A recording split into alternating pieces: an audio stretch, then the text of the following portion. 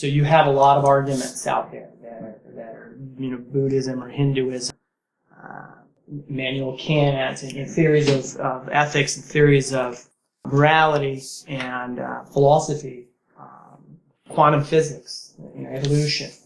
And all these arguments are designed to take people ultimately out in disparate directions, away from the truth.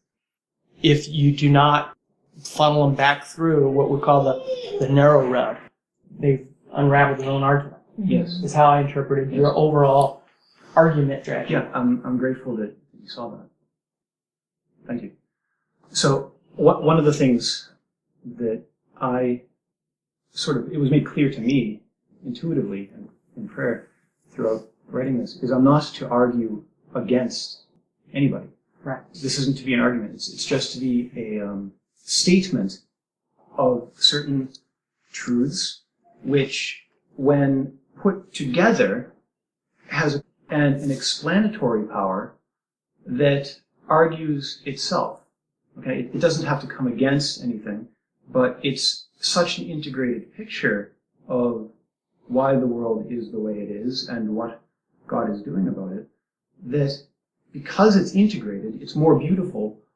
It doesn't require that we bite the bullet on any topic. There's a message in here that isn't explicitly stated that I was going to state in the format of New Apologetics, and it's something that the Church has more or less stated explicitly, particularly recently with the attempt to begin a New Apologetics with Scott Hahn and Father Barron. They actually have a YouTube video, and it's very much what you're saying here. And let me explain what I wanted to say that was then confirmed independently by Father Barron and Scott Hahn, is that the human will cannot attach itself to something evil for its own sake. Okay? We're not attracted to evil in itself. We're attracted to a good and evil. We're willing a good, but in a disordered way. We're holding on to a good, but in a way that sets us up against other goods. We're holding on to a truth, but we're setting ourselves in opposition to other truth. Whereas the true and the good in themselves, the ultimate truth and ultimate good, don't have any of that opposition, but take whatever is good and true and harmonize it. So there are many different people who have many different worldviews and adhere to them quite ardently and are completely unresponsive to any criticism. Okay? So entrenched worldviews, everyone defending their own piece of the true and the good. But really, what's attracting them to do that, what's attracting them to hold on to their view, is what's actually true and good about that view. And everybody is holding a piece. And in that holding of the piece, we make the mistake of thinking that if I hold my piece, I have to be against you holding your piece. But really, there's a harmony of all of these pieces. And in the Catholic faith, when it's presented authentically, it will take all of those pieces and not negate them. Take any one of those pieces and not negate them, but amplify it to its perfection and add the rest of what was erroneously excluded, mistakenly excluded. For example, and this is the perfect example, I'm unable to think of a better one. Christopher Hitchens, the infamous atheist, was very indignant about the injustices of the world. He was bitterly angry about them. And when he would debate a Christian on this topic, invariably, the Christian would come back with a retort that would diminish Christopher's position of indignation, as if the injustices he was in touch with weren't so bad, okay? And that the right thing to do would be to go along with this and say, well, there's a purpose behind it. We don't know what it is, but there's a purpose. And Christopher, it's very arrogant for you to be so upset about this. How do you know that God isn't working so good? And then Christopher would give this, fantastic example of some horror and say, well, heaven was silent in the face of... Now, the indignation seems to be, on the face of it, contrary to religious belief. That's what all of his debate partners said, or implied. That he would have to, if he became a Christian, he would have to somehow get rid of that hatred of evil. But is that so? Really, he was in touch with an aspect of reality that the Christians weren't in touch with, for the most part.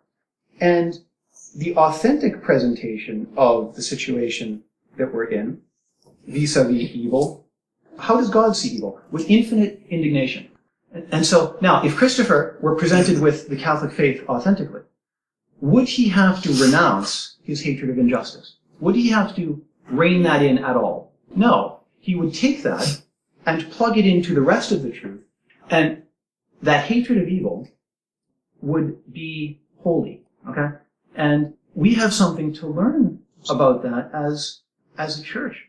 We're all too willing to say, oh, it's not so bad. It's not so bad that the tornado took your child and flung her across the field. God has a purpose. Not directly in that. He saves us from the purposelessness and awfulness and insult to human dignity that is by transforming it in himself. But there's no purpose for which he established. Okay? It really is the horror that it seems to be. And Christopher was right about that.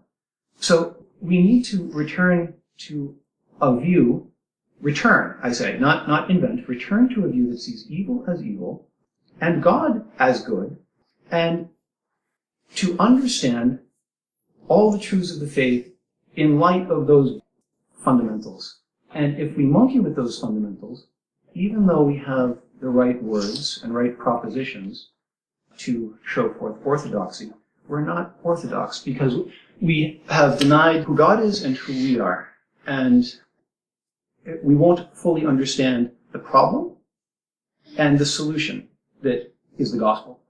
Really, there's the reality that the thought of there being a God who orchestrates the horrors that we experience, or don't directly experience, but other people do, who orchestrates this as a means to an end.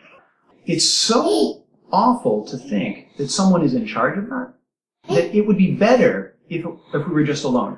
Okay? Now, in a way, that's true. Okay? In a way, that's true. If God is somehow on the side of these evils and not perfectly against them, not for us in that sense, then that's not really God anyway. That's some pagan, pseudo-God. It's something that we're projecting. It's evil. If God exists, he has to be against these evils as we are against them. And this isn't saying that we understand exactly what's good for us, that we understand the infinite good, but we do know, and the church defines, that suffering, when considered in itself, apart from the redemption, apart from what God does with it to change it, is an evil. And the church also defines, and we can argue philosophically independently of this through reason alone, that God exists and God is perfectly good, a perfect being.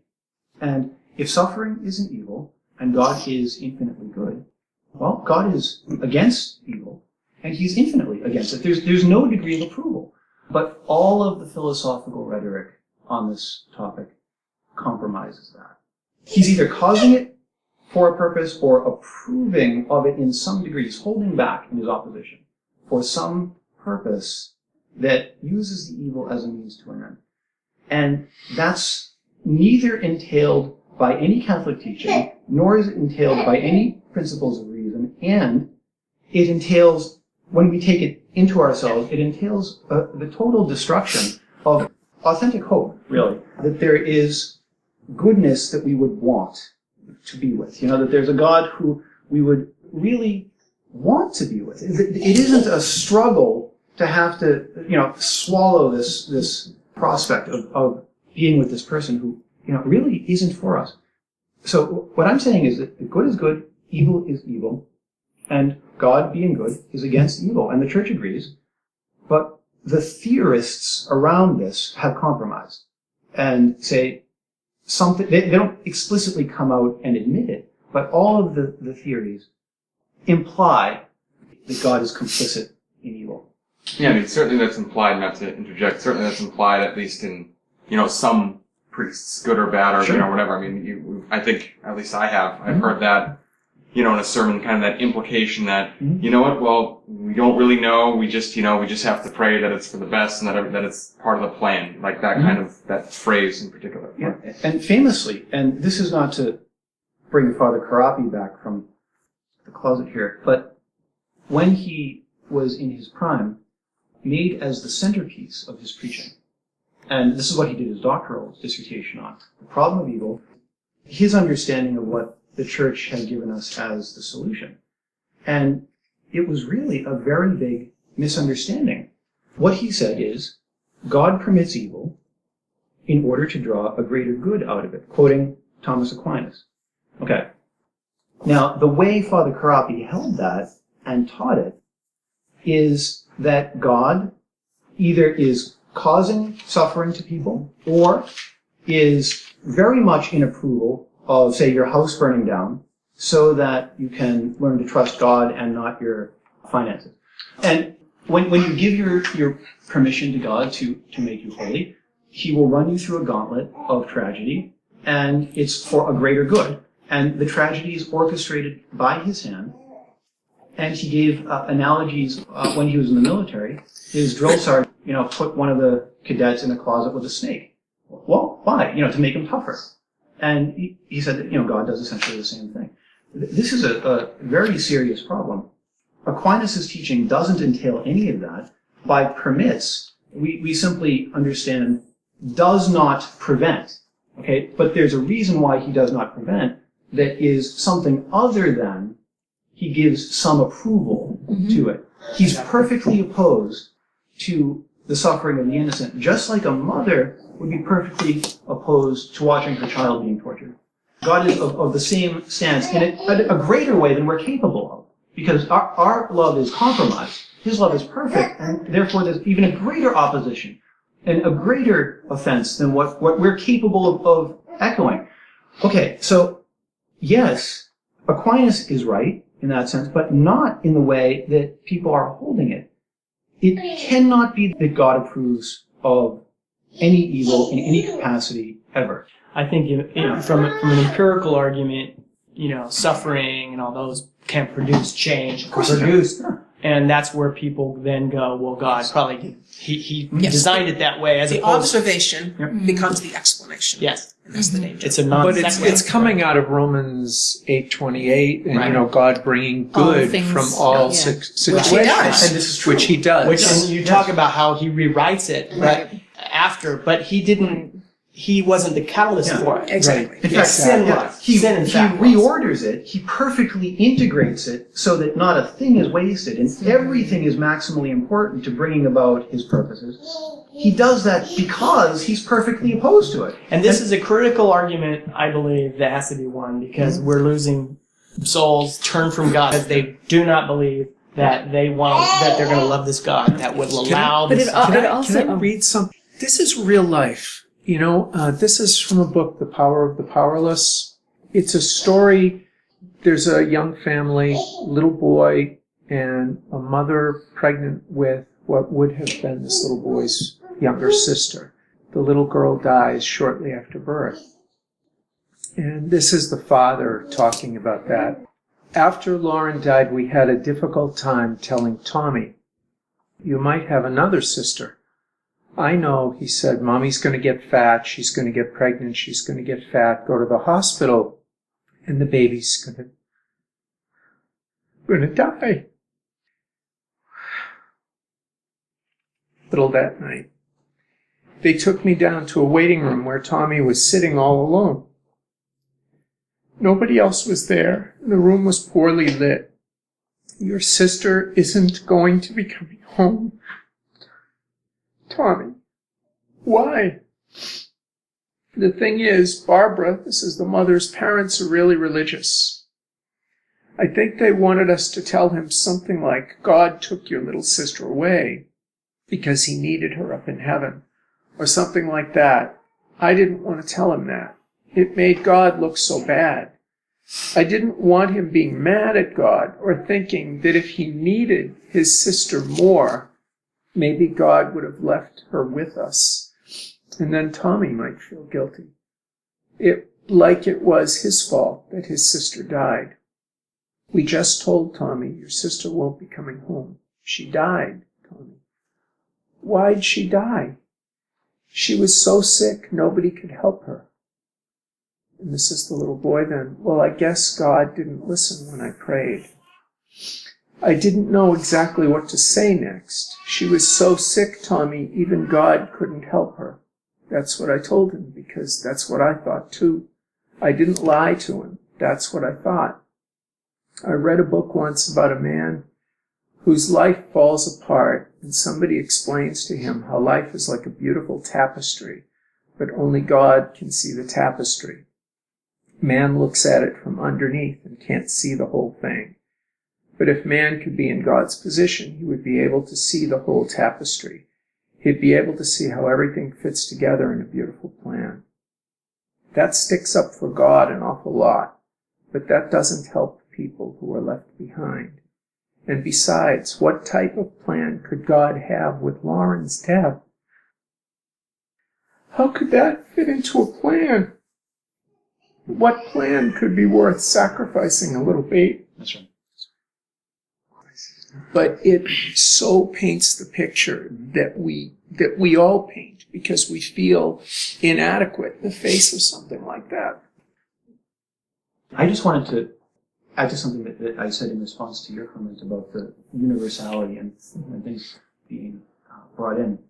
With this view of things, and really with the church's view of things, what's important to know in evangelization and in the work of the New Apologetics, independently of newapologetics.com, which is in telling people about God and about the gospel, nobody really has to give up anything in that way. Where what Steve read, it seems that when you say, what plan could ever justify this? What plan? And, it's the same thing that Ivan Karamazov, the atheist in the Brothers Karamazov said, no matter what you tell me, it's not worth it. Even if everyone's going to be happy in the end, at the price of one innocent person being tortured and having this beautiful thing founded on this person's unavenged tears, it's not worth it. And I won't sign on. Okay? Now, the mistake is that we think that view is opposed to what the church proposes for our belief. Everyone is making that mistake.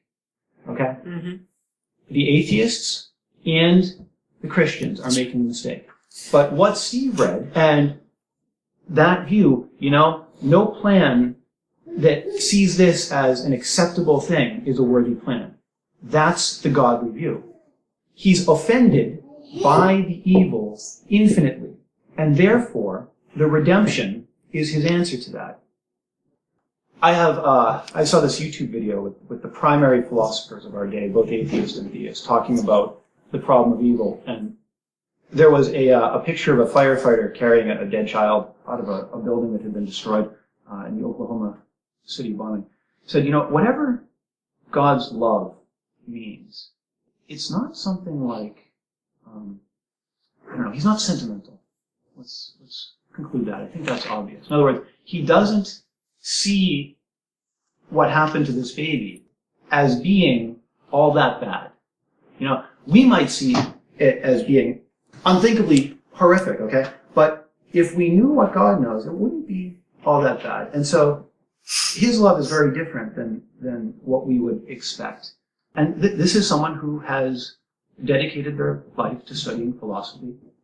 That's the best we can do.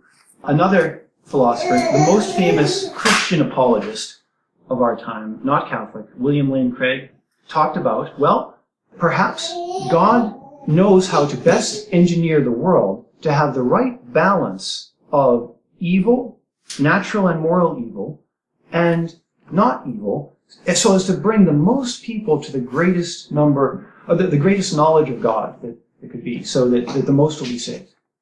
So he's directly saying God creates evil for a purpose. Quentin Smith, atheist. I knew him years ago, lost touch. He said, this is ridiculous. Look, animals eating each other. People dying of smallpox, 500 million. Count them. These were real people. It doesn't seem like anyone is in charge. That's a pretty reasonable position. The atheist is the one who is stating the purest thing in that context. The religious people are saying things that are actually an offense to God. They don't mean to. They mean to defend him, but they're really making him complicit with evil. And then Marilyn McCord Adams, author of Horrendous Evils and the Goodness of God, talking about responding to these theodicies, these explanations that construe suffering as being instructive. And no one denies that suffering can be instructive in some contexts. It's obvious. People learn a lot through making mistakes, and people learn a lot about the futility of a sinful path when their master plan falls apart. And that's, very helpful. But the problem of suffering is most manifested in those horrendous evils where it's pretty clear that they have no potential instructive value whatsoever because they just destroy a person. And I won't go into what those types of things can be. I'll spare you. But there's that counterexample to all of the rhetoric about, well, we learn from this stuff. And no one is really paying attention to that counterexample except for the atheists. But really, the Catholic faith begins with that issue of the horrendous evils, okay? And what God has done to help his suffering people. And it's through the cross and resurrection of Christ. Well, how does that help suffering people? Well, that's what this book is clarifying. But it's not introducing it new. It's really shining a light on what's already in the deposit of the faith, but no one's looking at it. And there's nothing in here that's new. You could basically rewrite the whole thing with quotes from the Catechism and from the Doctrines of the Church. But this is totally new with reference to what's in the mind of Catholics and Christians. So what has happened? We've departed from what Jesus came to say. Even though we have all the sentences right, and we believe that the Eucharist is the real presence, okay, but we've lost the basics. And so who are we even praying to? Now, obviously the real God is there and hears and answers prayer. We've departed from orthodoxy, even though we're still Orthodox. And we don't even know it. And so I think that's what he's trying to say in this book, is he's trying to clear his name, say, no, I'm really good. And he's trying to clear our names as well, in the sense that, no, the gospel really is effective. Really, you're not going to be diminished at all. There's not going to be a thing wasted. Nothing is going to be staining you for eternity. He explains in this how every element, every aspect of evil and how it diminishes us. And there are many ways of looking at it. It's not just the physical tragedies. There's the evil of being diminished by my past. My past sins are irrevocable now, right? I've done them. I can't undo them. Even when I'm in heaven and forgiven, my past will still be my past. I did this on, November 12th, 1989, and it can't be undone. I did it, and it was ugly. So now what? Am I eternally diminished? Well, no. So every way the evil afflicts the human sphere, he has countered. And he's countered it perfectly, taking away all of its power and turning it against itself. So even when there's evil, it works for a good. And so all power is taken into God's hand. And whatever the devil accomplishes works against the devil. This is through the cross. And we don't know how to preach the cross anymore because our model of explaining it is in terms of language that doesn't make sense in light of modern questions. And everybody knows that. And that's why we just don't say it. Why doesn't it make sense? Okay. Take the notion of original sin. The first man and his wife did something that they shouldn't have done, and therefore everyone suffers henceforth. And not only that, but everyone is damned a priori, independently of anything that they do, and they need to be saved by God somehow. Well, first off, let's explore the question, why does one person's sin ruin everything for everybody hence, and why would I be damned because he did something that I had no say in? Why does that separate me from God? We can't really explain that, so we don't even try. Right? We state it in the Catechism, and the Church is faithful to preserving what's been handed down in that way. But in terms of human being teaching this, we don't do it because it's obviously a sitting duck for anyone who wants to ask a question, and we don't have any way of answering them. In order to fix this situation where everybody is damned a priori, God sends his Son to be tortured to death on a cross. And this somehow makes it so that God can make us not damned. He can forgive us. But forgive us for something that we didn't even do. The baby needs this cross of Christ, resurrection of Christ, in order to not go to hell. But God just wanted to forgive us. Why did he have to torture somebody? Why was that important? Okay, well, so God's wrath is appeased because of this event where his son suffered. But isn't God changeless? God can't transition from one state to another state. That's a necessary truth of theology. So how can we understand this without implying change in God? And how can we understand this without implying conflict in God, wrath versus mercy? Why did any of this have to happen in the first place? It doesn't make a damn bit of sense in that language. And that's not blasphemous because it actually doesn't make sense. And the Pope says as much.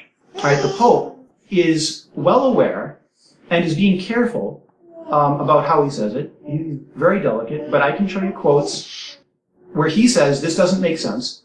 The notion of God's justice and mercy in conflict, and his justice needs to be satisfied so that he can give us his mercy. He says in Introduction to Christianity, way before he was Pope, this view is as false as it is widespread. Justice versus mercy? No, in the eyes of the Pope. God's justice is just as important as his mercy. Really, they're convertible to each other because God is one essence. And we break it down only in human language, and it is not that way in reality. There's love, and that's it. Justice and mercy are the same thing in God.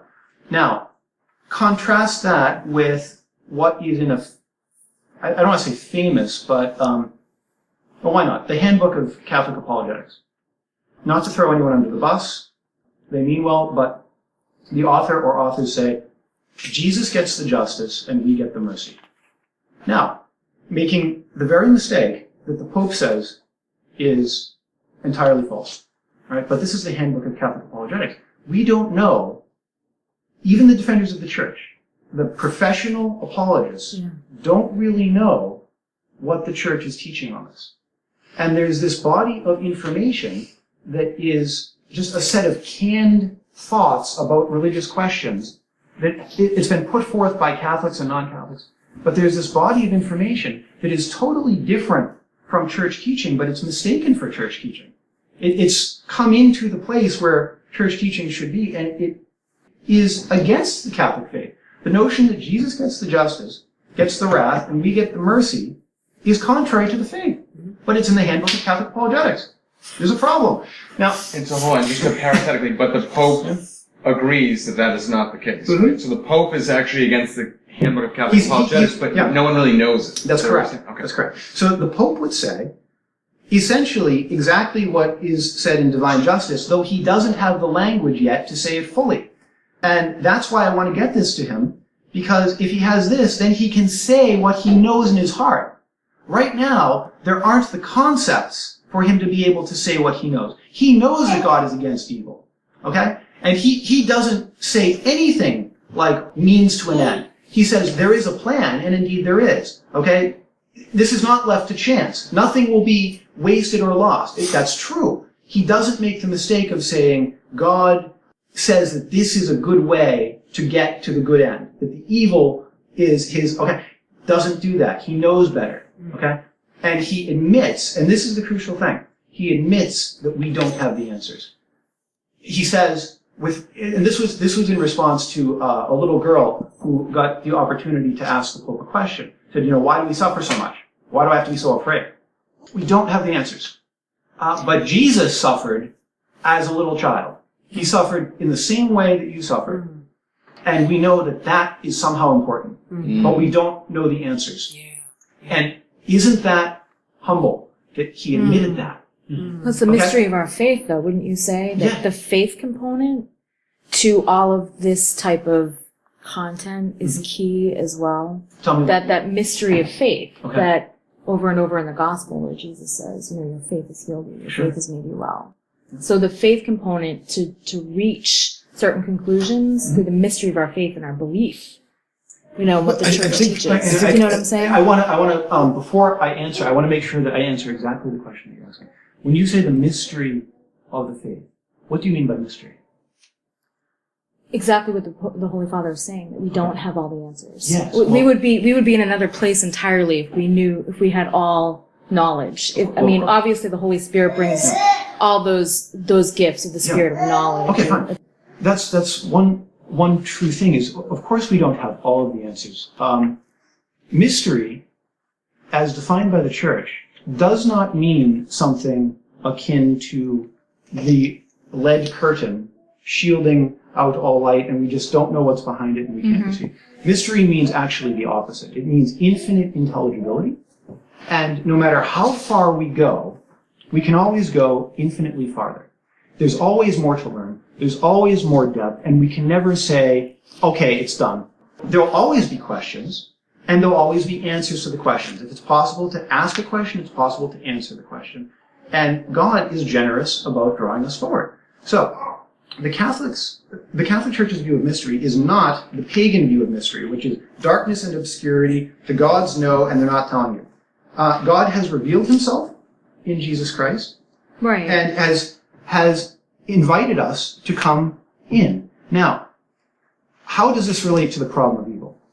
It does not mean that this is all pretty clear now. No. It means that we can know that God is who he says he is. We know that he's good. We know that he doesn't in any way approve of evil. Okay?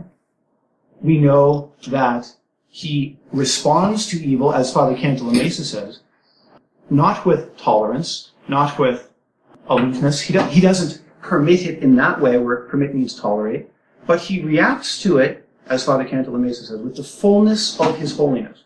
Reacts to it with the fullness of his holiness. He's not holding back, okay? And we know that he's totally good, as taught to us by the Church. Now, what is this? Is this saying we got it all figured out? No. It's just preserving that God is totally good, and he reacts to evil with the fullness of his holiness.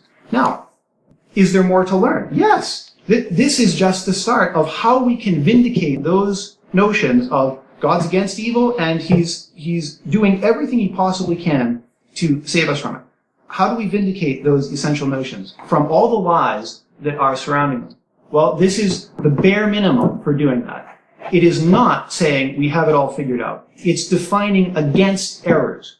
Okay? This does not say, I understand the infinite goodness of God. I have the mind of God in my mind. No. It says, we do understand what evil is. And the Church tells us that this is an evil, that's an evil, suffering in itself is an evil, the suffering of the innocent, apart from the redemption, is an evil, okay? And that we understand what that is, for sure, and that whatever the infinite goodness of God is, it has nothing in common with that. That's all that's being said here. So it's not going into that intellectual puffery where, yes, in my mind, I have this all mapped out. Far from it. It's just getting back to the mystery. This returns us to the mystery where we can actually be on the track as beings made in the image of God. We understand what that is, and we understand who God is most basically, that we can trust him that he's good. And with that, we can just go ever deeper. So that's mystery.